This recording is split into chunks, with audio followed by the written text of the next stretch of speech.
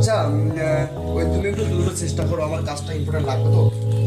জি অবশ্যই স্যার, আপনার কাজটা তো আগে বুঝতে পারছি, কিন্তু যে স্যার আমি বলছিলাম যে আপনি আমার অফিসে একটু আসলে একটু ভালো হতো আর কি, মানে দুজন মিলে ডিসকাস করতে পারতাম।